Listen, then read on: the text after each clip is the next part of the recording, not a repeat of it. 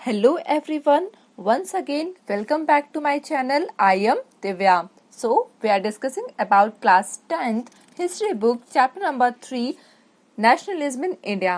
So हमने previous video में almost इस चैप्टर का जो मोस्ट ऑफ द पार्ट है वो कवर कर लिया है, तो उसकी जो लिंक है वो मैंने यहाँ कमेंट सेक्शन में मेंशन कर दी है, आप वहां से देख सकते हैं। अब हम इस पर्टिकुलर वीडियो में बात करेंगे, बेसिकली कहें तो इस चैप्टर का जो लास्ट पार्ट है the sense of collective belonging की बात करेंगे। So let's start. अब बेसिकली देखो क्या होता है, ये जो नेशनलिज्म है, ये जो फीलिंग है ना नेशनलिज्म की, ये लोगों तक कैसे स्प्रेड हुई। जब लोगों ने, जितने भी पीपल्स थे उस टाइम पे, जब उन्होंने ये मानना शुरू कर दिया था कि वो भी क्या है, ये जो नेशन है ना, हमारा जो नेशन है वो इस नेशन के क्या है, पार्ट है, तब ये नेशनलिज्म की जो फीलिंग थी वो स्प्रेड हुई थी। अभी जो फीलिंग थे ना, ये डिस्कवर करती है यूनिटी, है ना, एकता को, जो कि उन्हें क्या करती है, बाइंड करके रखती है। लाइक देखो हमने लास्ट वीडियो में बात की थी कि सिविल डिसोबीडियंस मूवमेंट हुआ था, तो किस तरीके से लोगों ने इसमें पार्टिसिपेट किया था, है ना। लाइक फिर वो वुमेन हो गए या मेंस हो गए, या भी कोई पुअर सेक्शन, पुअर कम्युनिटी से कोई बिलोंग करता हो या रिच कम्युनिटी से बिलोंग करते हो, कोई भी लोग है, वो सब क्या हो रहे थे, इस मूवमेंट में पार्टिसिपेट कर रहे थे, है ना। फिर बेसिकली ये मैटर नहीं कर रहा था कि वो कौन सी कम्युनिटी से बिलोंग करते हैं या उनका क्या रीजन है, क्या लैंग्वेज वो लोग यूज कर रहे हैं, है ना, बट सबने क्या किया था, इस मूवमेंट ने पार्टिसिपेट किया था। अभी जो सेंस है कलेक्टिव बिलोंगिंग की came partially through the experience of united struggles, मतलब हमने क्या किया, यूनाइट होके बहुत सारे स्ट्रगल्स लड़े। उसके बाद क्या हुआ, उस टाइम पे जो लोग थे उनके अंदर ये फीलिंग्स डेवलप हुई धीरे धीरे। But there were also a variety of cultural processes through which nationalism capture people imagination. अब इसके अलावा बहुत सारे कल्चरल प्रोसेस भी थे।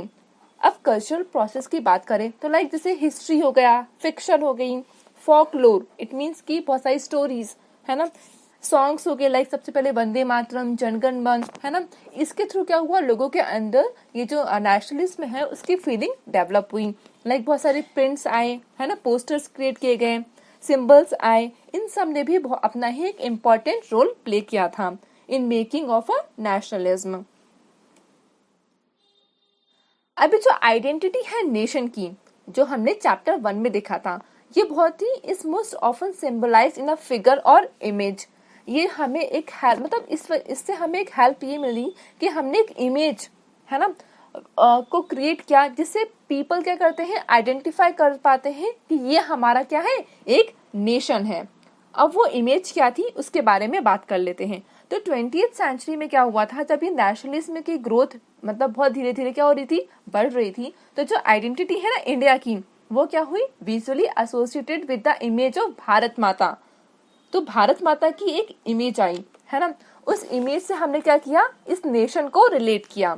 अब ये जो इमेज थी वो सबसे पहले किसने बनाई थी, इस इमेज को, बंकिम चंद्र चट्टोपाध्याय, है ना। तो ये आपका एक क्वेश्चन बन सकता है कि भारत माता की जो इमेज है वो किसने सबसे पहले क्रिएट की थी, तो किसने की थी, बंकिम चंद्र चट्टोपाध्याय। अब 1870s के टाइम पे उन्होंने लिखा था वंदे मातरम।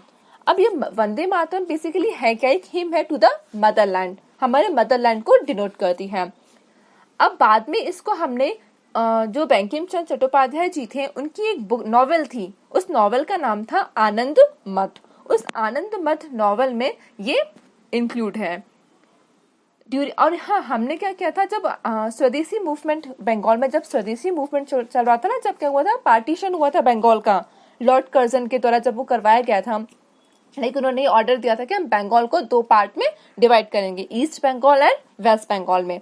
तो उस टाइम पे क्या हुआ था, लोगों ने प्रोटेस्ट किया था, है ना, स्ट्राइक्स किए थे। तो वहां पे उन्होंने, जब वो प्रोटेस्ट कर रहे थे, तो उन्होंने ये सॉन्ग वंदे मातरम गाया था 16 अक्टूबर 1905 में। अभी जब स्वदेशी मूवमेंट हुआ था, तो अब रवींद्रनाथ टैगोर ने पेंट किया था उनकी फेमस इमेज ऑफ भारत माता की। अब इस पेंटिंग में जो भारत माता की, देखो आपको ये पेंटिंग दिख रही है ना, is portrayed in an aesthetic figure. Like वो काफी, देखो इस पेंटिंग में दिख रहा होगा कि वो काफी क्या है, काम है, कंपोज्ड है, डिवाइन है और एकदम स्पिरिचुअल टाइप की है ना। इन सब्सिक्वेंट ईयर्स, जैसे जैसे ईयर्स पास होते गए, जो भारत माता की जो इमेज है उसने बहुत सारे डिफरेंट रूप्स लिए, लाइक डिफरेंट डिफरेंट फॉर्म्स में हमें देखने को मिला in popular prints and was painted by different artist. उसके बाद क्या हुआ, सबसे पहले किसने इसको ड्रॉ किया था, अबींद्रनाथ टैगोर, बंकिम चंद्र चट्टोपाध्याय जी ने, है ना। उसके बाद क्या हुआ कि इसको डिफरेंट फॉर्म्स में हमने सर्कुलेट किया और फिर डिफरेंट डिफरेंट आर्टिस्ट आए जिन्होंने इसको पेंटिंग बनाई। Devotion to this mother figure came to be seen as an evidence of one nationalism.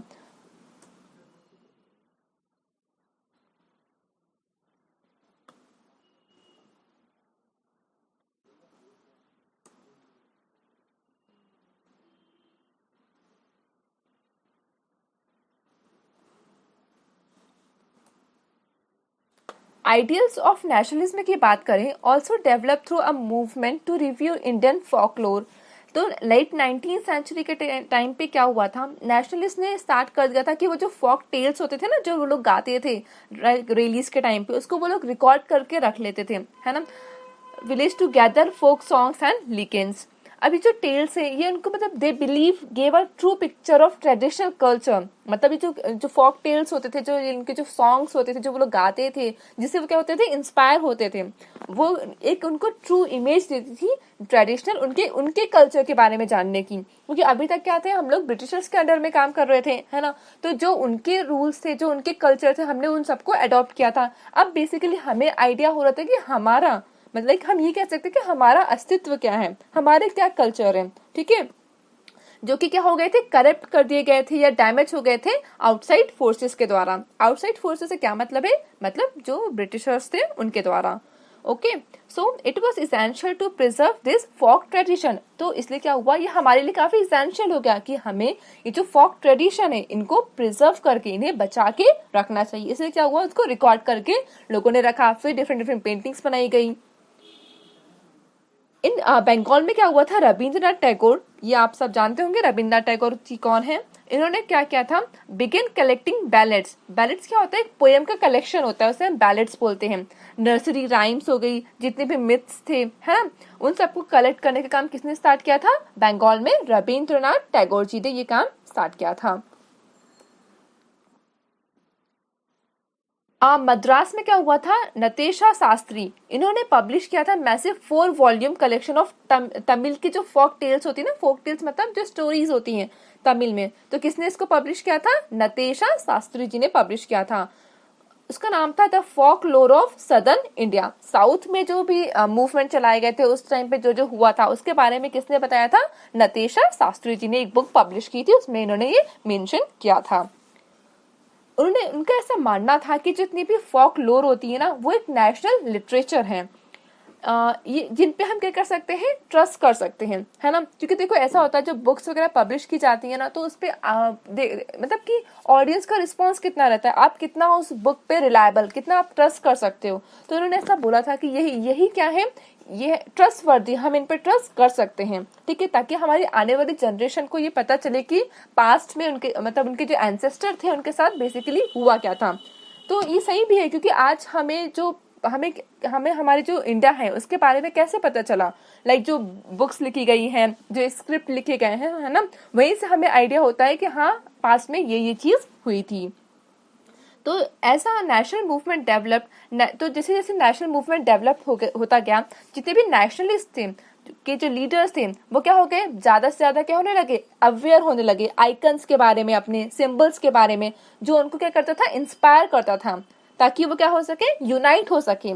तो हमने देखा था स्वदेशी मूवमेंट जब चल रहा था ना बंगाल में, तो ट्राई कलर फ्लैग, कितने कलर का फ्लैग था वो, ट्राई कलर, 3 कलर का एक फ्लैग था।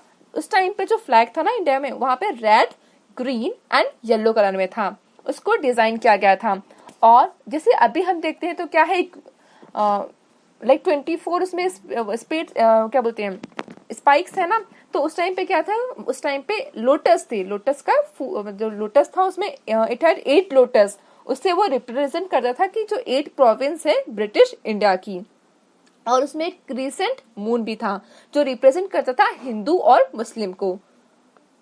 फिर बाद में क्या हुआ, 1921 के टाइम पे गांधी जी ने इसको डिजाइन किया। स्वराज फ्लैग को, ठीक है। और उसमें क्या हुआ, ट्राई कलर, कौन कौन से कलर हुए, red, green and white. Yellow की जगह कौन सा कलर हो गया अब, व्हाइट कलर। किसने डिजाइन किया था इसको, गांधी जी ने डिजाइन किया था इन 1921 में। और उसमें क्या था, एक स्पिनिंग व्हील थी। तो देखो सबसे पहले क्या था, लोटस, 8 लोटस थे जो क्या रिप्रेजेंट करते थे, जो 8 प्रोविंस होते हैं ना ब्रिटिश इंडिया के, उसको रिप्रेजेंट करते थे। और क्या था, क्रीसेंट मून था जो रिप्रेजेंट करता है हिंदू और मुस्लिम्स को। लेकिन बाद में 1921 में क्या हुआ, गांधी जी ने इसको डिजाइन किया स्वराज फ्लैग, जब है ना, जब स्वराज की क्या हुई, डिमांड उठने लगी, तब उन्होंने ये फ्लैग को डिजाइन किया था। और इस फ्लैग में red, green and white colours थे।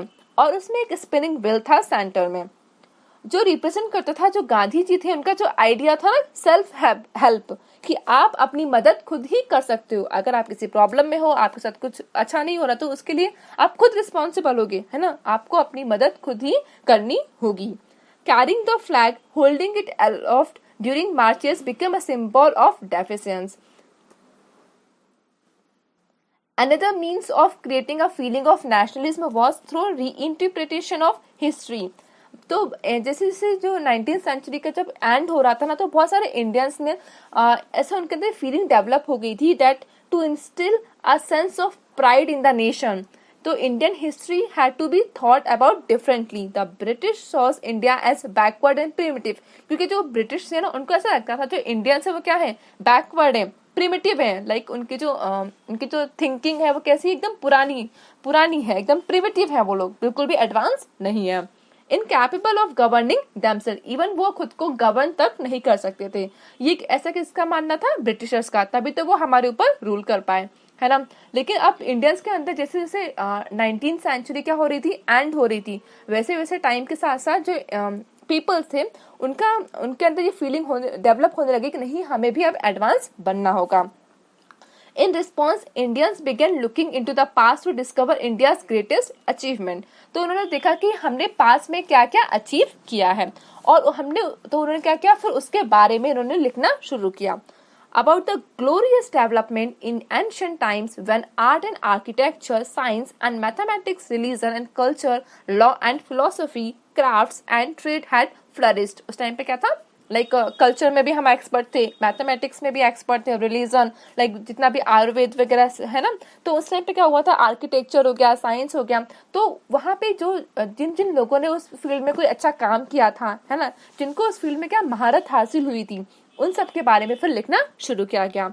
ये जो ग्लोरियस टाइम था ना, in their view was followed by a history of decline when India was colonised. And nationalist histories urge the readers to take pride in India's great achievement in the past and struggle to change the miserable condition of life under British rule. क्योंकि देखो, जब भी हम कोई अच्छी book पढ़ते हैं या लाइक हम किसी के बारे में इंस्पायर होते हैं, है ना, तो उससे हमें लगता है ना कि हम खुद भी क्या होते हैं, मोटिवेट होते हैं, हम खुद भी क्या होते हैं, उससे इंस्पायर होते हैं।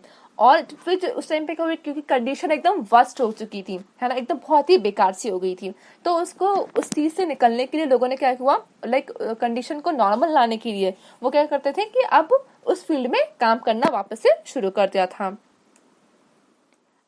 ये जो जितने भी एफर्ट्स लगाए गए थे यूनिफाई पीपल को यूनिफाई करने के लिए, were not without problems, like problems इसमें बहुत सारी आई थी। When the past being glorified was Hindu, when the image celebrated were drawn from Hindu iconography, then people of other communities felt left out. क्योंकि देखो क्या हुआ था, हमने किसकी इमेज बनाई थी, भारत माता की, बेसिकली हिंदू, है ना, तो जो अदर कम्युनिटीज के जो लोग थे, है ना, उनको थोड़ा क्या हुए, डिससेटिस्फाइड हुए, है ना। तो ऐसा नहीं था कि प्रॉब्लम्स नहीं आई, प्रॉब्लम्स बहुत सारी आई, ठीक है, लेकिन फिर भी क्या हुआ कि हमने एट द एंड क्या हुआ था, हमें फ्रीडम मिल गई थी। यहाँ पे देखो लिखा है, इन अर्लियर टाइम्स फॉरेन, देखो पुराने समय में क्या होता था, जितने भी फॉरेन ट्रैवलर्स थे ना, वो इंडिया में marvel at the courage, truthfulness and modesty of the people of the Arya वम्स, and now they remark mainly on the absence of those qualities. In those days, Hindus would set out on conquest and hoist their flags in Tartar, China and other countries. Now a few soldiers from a tiny island far away are lording it over the land of India. अब conclusion है ना, कि हमने पूरा chapter पढ़ लिया, तो इसका कंक्लूजन क्या निकलता है। एक ग्रोइंग एंगर, लाइक हमें क्या हुआ, हम लाइक जैसे जैसे टाइम निकलता गया, जब उन्हें लगने लगा कि नहीं जो ब्रिटिशर्स थे वो हमारे ऊपर ज्यादा ही टॉर्चर कर रहे हैं, है ना, तो क्या हुआ, लोगों के अंदर एक एंगर, एक गुस्सा आ गया, है ना, कि हमें अब इस जो कॉलोनियल गवर्नमेंट है उसके अगेंस्ट हमें कुछ ना कुछ काम तो करना पड़ेगा। तो जो कांग्रेस जो आईएनसी का जो फॉर्मेशन हुआ था ना, इंडियन नेशनल कांग्रेस का, under the leadership of Mahatma Gandhi के लीडरशिप में, इन्होंने क्या किया था, जितने भी पीपल्स थे ना उनकी प्रॉब्लम्स को देखा। ग्रीवेंस का मतलब होता है यहाँ पे प्रॉब्लम्स, है ना, और उसके अकॉर्डिंग इन्होंने मूवमेंट को ऑर्गेनाइज किया था इंडिपेंडेंस के लिए। अब इस मूवमेंट से क्या हुआ, जितना भी नेशनलिस्ट हुआ वो try to forge a national unity, but हमने देखा था कि डिफरेंट डिफरेंट कम्युनिटी के लोग थे, वो उनका कुछ का सबका अपना एक अलग सा मोटिव था, है ना, कि मतलब ऐसा नहीं था, सब लोग क्या कर रहे थे अपने मोटिव, है ना, के हिसाब से अपने एस्पिरेशन या उनकी जो एक्सपेक्टेशन थी उसके अकॉर्डिंग क्या करते थे, वो उस मूवमेंट में पार्टिसिपेट करते थे। अगर उन्हें लगता था कि नहीं ये मूवमेंट हमारे लिए, लाइक चंपारण मूवमेंट हो गया, खेड़ा मूवमेंट हो गया, है ना, तो इस फिर हम बात करें सिविल डिसोबीडियंस मूवमेंट की, तो इन सब में क्या हुआ, जरूरी नहीं कि सबने ही पार्टिसिपेट किया, जिन्हें जो इस मूवमेंट से सेटिस्फाइड नहीं थे, है ना, तो वो क्या करते थे, वो इस मूवमेंट में पार्टिसिपेट नहीं करते थे, है ना। अब जो कांग्रेस थी उन्होंने कंटिन्यूसली अटेम्प्ट किया कि उनके जो डिफरेंस आ रहे हैं लोगों के बीच में, है ना, उसको रिजॉल्व करें और उनको इनको ये श्योरिटी दिलाए कि जो डिमांड है ना एक ग्रुप की, डिड नॉट एलिनेट अनदर, किसी एक ग्रुप की जो डिमांड है वो दूसरे ग्रुप को एलिनेट नहीं करेगी। Why the unity with in the movement often broke down, ये जो हाई पॉइंट है कांग्रेस एक्टिविटी का, nationalist unity were followed by faces of disunity. क्या हुआ, लाइक डिसयूनिटी भी हुई, एक टाइम पे लोग क्या हुए, इकट्ठा होकर रहते थे, लाइक हिंदू हो गए, मुस्लिम्स हो गए, सब यूनाइट होकर रहते थे। फिर क्या हुआ, लाइक जैसे स्वदेशी मूवमेंट आया, जब हिंदू और मुस्लिम्स को सेपरेट कर दिया गया, तो लोगों में कहीं ना कहीं डिसयूनिटी की फीलिंग भी डेवलप हुई। अब अगर डिसयूनिटी की फीलिंग डेवलप हो रही है तो वहां क्या होंगे, आपस में मतभेद होंगे, इनर कॉन्फ्लिक्ट होंगे ग्रुप्स के बीच में। अगर हम दूसरे वर्ड्स में बात करें, what was emerging was a nation with many voices wanting freedom from colonial rule. So thank you for watching this video. इस चैप्टर में बस इतना ही था। Thank you.